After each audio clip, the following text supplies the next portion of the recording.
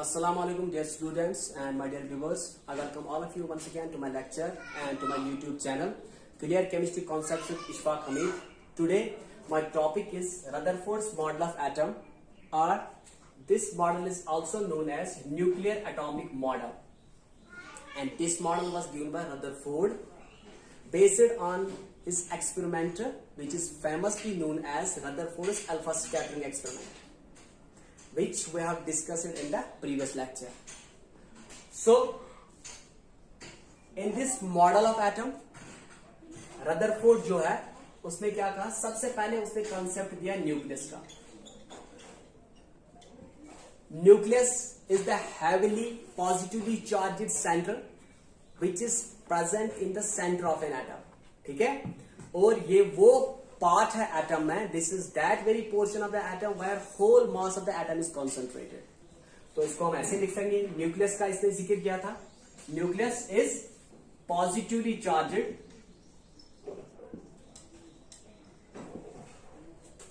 heavily mass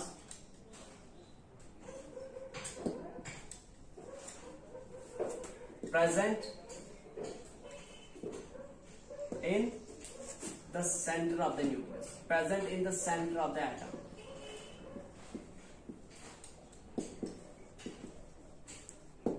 ठीक है, और जो न्यूक्लियस होता है इसका बहुत ही स्मॉल वॉल्यूम होता है, ये बहुत ही छोटा होता है, इसका बहुत ही स्मॉल वॉल्यूम होता है इनसाइड द एटम. ठीक है, तो दूसरा जो इसका पॉस्टुलेट था इसके मॉडल का, कि जो डायमीटर ऑफ द एटम है, diameter of atom is equal to it's 10⁻⁻⁸ centimetre, and diameter of nucleus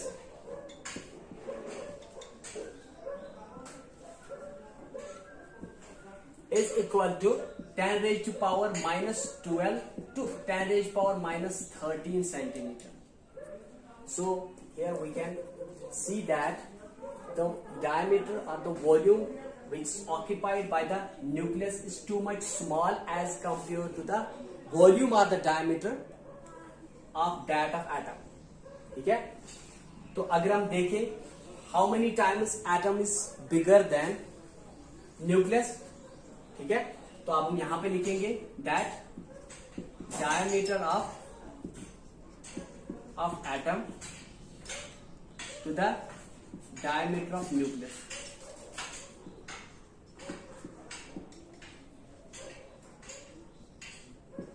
is equal to, diameter of atom किसके बराबर है, 10⁻⁻8 centimetre, and diameter of nucleus it's equal to 10⁻⁻13 centimetre, and here it comes out to be equal to 10⁵. ठीक है, so it means that the diameter of the atom is 10⁵ times larger than और greater than that of diameter of the nucleus. ठीक है, तो यहां पे लिखेंगे हम diameter of atom is 10⁵ times diameter of nucleus.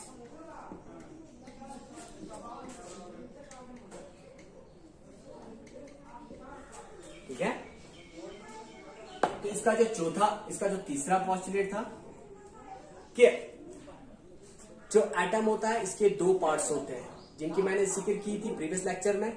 One is called nuclear portion and the another one is called extra nuclear portion. ठीक है, तो अब मैं यहां पे लिख देता हूं कि यहां पे क्या होता है, हमारे यहां पे दो पोर्शंस होते हैं, न्यूक्लियर पोर्शन एंड दूसरा होता है एक्स्ट्रा न्यूक्लियर पोर्शन.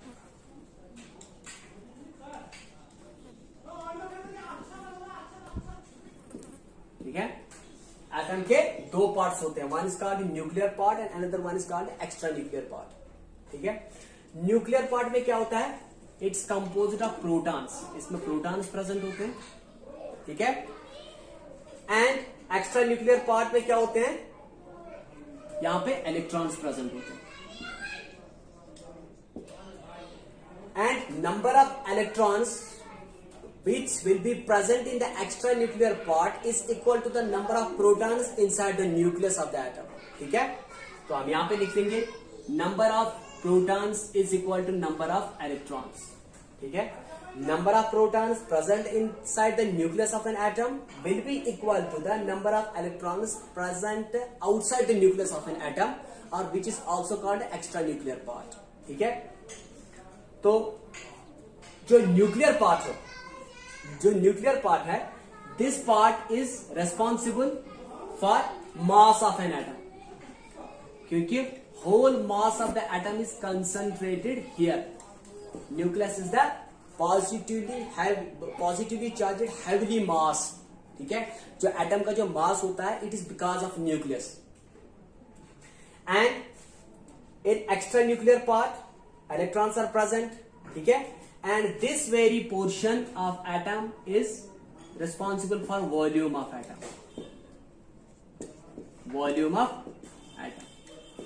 ये जो portion of atom है, this is responsible for volume of atom। volume of atom is because of extranuclear part, because the nucleus is too minute, it's very small, its volume is very much less, or its volume is too much small। ठीक है, और यहां पे अगर हम देखें, ठीक है, अगर हम वॉल्यूम की बात करेंगे तो यहां पे दोनों वॉल्यूम्स को अगर हम कंपेयर करें, हम यहां पे लिखेंगे volume of atom to the volume of nucleus. ठीक है, तो वॉल्यूम जो है, वॉल्यूम ऑफ एटम, वॉल्यूम आपको पता है इट्स क्यूब ऑफ लेंथ। ठीक है, तो हमारा जो एटम का डायमीटर दिया हुआ है, इट्स 10⁻⁸। तो हम यहां पे इसी को क्यूब कर देते हैं, 10⁻⁸ का cube in centimetres to the volume of nucleus is the cube of diameter. ठीक है, तो डायमीटर इज इक्वल टू 10⁻13, इसका क्यूब इज इक्वल टू किसके बराबर आएगा, 10⁸ इंटू 3 10⁻24। ठीक है, टू द 10⁻39। ठीक है, 13 3 are 39 इज इक्वल टू 10⁻, ठीक है, 10⁻, जब 10⁻15। कितना, 10⁻15। जब हम इसको न्यूमरेटर में लेके आएंगे, ये प्लस बन जाएगा, प्लस 39 10⁻39 में से जब हम 10⁻24 को सब्ट्रैक्ट करेंगे, it comes out to be equal to 10⁻15। So it means that volume of atom is 10⁻15 times the volume of nucleus. ठीक है, कितने टाइम्स बड़ा है, it is 10⁻15 times bigger than, it's 10⁻15 times the volume of atom. ठीक है, it's 10⁻15 times the volume of nucleus. ठीक है, तो यहां पे लिख देते हैं volume of atom is 10⁻15 times the volume of nucleus. ठीक है,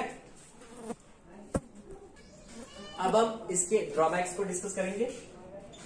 drawbacks of Rutherford model of atom, and which is also known as nuclear atomic model। It's because in this very model nucleus was discovered। ठीक है, इसका जो पहला drawback है कि अगर कोई भी दो पॉजिटिवली ऑपोजिट चार्जेड बॉडी जो है, if they are revolving around one another, then there is a force of attraction which is between them, and that body will lose energy continuously। और वो जो एक बॉडी है which is having charge opposite to that of another body, it will follow a spiral path and ultimately will collapse। ठीक है, इसको मैं ऐसे एक्सप्लेन कर देता हूं कि इसने बोला था कि electrons are revolving around the nucleus, and जो क्लासिकल जो क्लासिकल इलेक्ट्रोमैग्नेटिक थ्योरी है,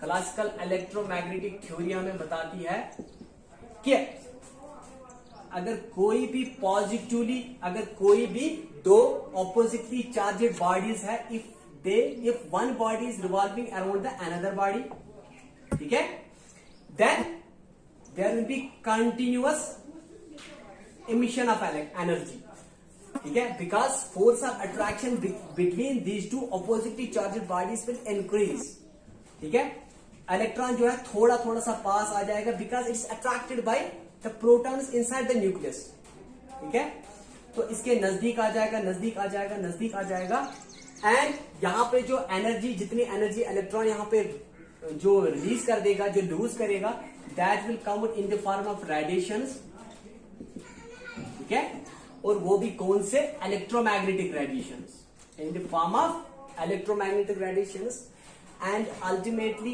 electron will lose whole of its energy, it will fall a spiral path, ठीक है, it will fall a spiral path and it will lose energy, it will continuously lose energy in the form of radiation, and the time will come when it will collapse with the nucleus, ठीक है, और Bohr ने बोला कि, और Rutherford ने बोला, not Rutherford, sorry, it was Bohr, Bohr ने बोला कि खाली इसे 10 raised to power 15, 10 raised to power 8 seconds लगेंगे. It will hardly take 10 raised to power 8 seconds for an electron to get collapsed with the nucleus, ठीक है, क्योंकि Rutherford ने बोला था कि electrons are revolving around the nucleus, and according to classical electromagnetic theory, if any two oppositely charged bodies are revolving around one another, then they will continuously lose energy in the form of radiations, and when they will lose energy, then they will follow a supraral path and will ultimately come closer to the another oppositely charged body, ठीक है, and will collapse. And here in case of electron which is revolving around the nucleus, which is having protons, the electron will follow a supraral path and it will continuously emit energy in the form of radiations, in the form of electromagnetic radiations, and then will collapse with the nucleus. And Bohr calculated that it will hardly take 10 raised to power 8 seconds for an electron to get collapsed with the nucleus, ठीक है, this was one of the drawback of Rutherford's model of atom. And another body, and हमें ये पता है कि atom is stable, atom में कोई भी इलेक्ट्रॉन जो है that does not collapse with the nucleus, अगर ये न्यूक्लियस के साथ कोलैप्स हो गया then एटम जो है डिस्ट्रॉय हो जाएगा, and we know that atom is stable, ठीक है. दूसरी बात ये कि जब भी इलेक्ट्रॉन जो है अराउंड द न्यूक्लियस जो है, जब वो रिवॉल्व करेगा, it will emit radiations continuously, तो हमारा जो स्पेक्ट्रम आना चाहिए दैट शुड बी कंटिन्यूअस, ठीक है, स्पेक्ट्रम शुड बी कंटिन्यूअस.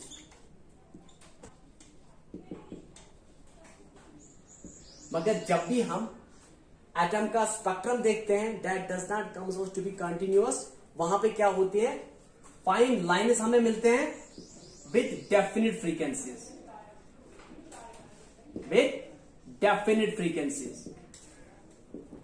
ठीक है, वहां पे हमें कंटिन्यूअस स्पेक्ट्रम नहीं मिलता. अगर ये कंटिन्यूअसली एटम रेडिएशन को